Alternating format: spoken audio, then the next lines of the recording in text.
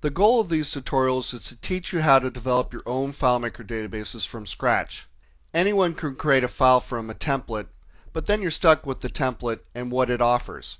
You could reverse engineer it and go in and figure out how the person who developed that template did it, but I think it's better off if you really design it yourself. You really know everything that's going on. You know all the bells and whistles and all the nuts and bolts and everything that's going on in it. So you have a much easier time modifying it and personalizing it to your needs rather than going, well, I don't need this piece from the template, let's take that out, or I want it to work differently here. You can design it from scratch and you'll have much more control over it. So again, this is the goal of these tutorials, not to show you how to use templates, but to create databases from scratch. So we're going to go up to the File menu and choose New Database. And we're going to choose to create an empty database.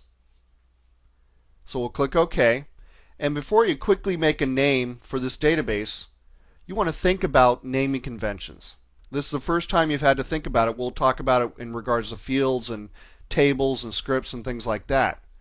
So when you're naming a file, you have to make sure it's something you want to stick with. You don't want to change it all the time because, for instance, you might have a calculation field that references the name of the file. So if you change the name of the file later on, you have to go back and change that calculation or maybe possibly multiple calculations. In fact, you could have a multiple file solution that all connects together. You can make multiple tables inside FileMaker now, and so you could have just one file with all these tables related together, but there are reasons to make multiple file solutions where some of the tables are in one file and some of the tables are in another. And if you have that situation, and you've connected them together and you decide, oh, well, I want to change the name of this file, well, then you'll have to change all the references between those files also. So it's a good idea to start off with a name that you can use all the time, that you won't change. Think about it. And then you may have not thought about this. What about cross-platform issues? You may be on a Mac or a Windows machine and think, well, this database will never go over to Mac or never go over to Windows. Well, it's possible it could. So if it does, you need to make sure you've considered naming conventions on both platforms are not exactly the same. So it's a good idea to go up to the FileMaker.com website and eventually, once you've gone through things, download a PDF document that some of the experts in the FileMaker market have written that shows naming conventions for files, fields, and everything. And possibly read it. Now it's a long read, it's about 100 pages long, but it has some information in there that's very valuable.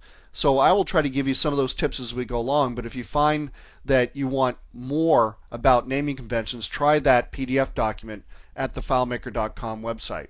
So I'm going to settle on a name called Contacts because we're making a contact manager, and we'll save it to the desktop. And the first thing you're going to see is Manage Database. Manage Database, you're going to be spending a lot of time in here. It's where you create the structure of your solution. It's the foundation of your house. It's the glue between the pieces. It's really everything, and you have to spend a good deal of time thinking about how this works, because if the foundation of your house isn't right, it doesn't matter how good everything else is. If the foundation crumbles, then everything else crumbles. So we need to make sure we really understand this and really develop it well.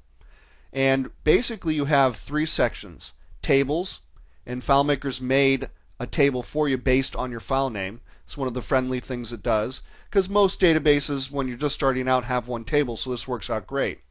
And then of course there's a field section. It hasn't made any fields because it doesn't know what contacts has in it. We'll type those in the next part. And then relationships. These have table occurrences in here, and we're going to get into these later on. Not right now, they're not really important. Just the field section right now is important. So remember this: Manage Database is the structure or schema of your whole solution. You have to make things right here. You're going to be coming in and out of it a lot.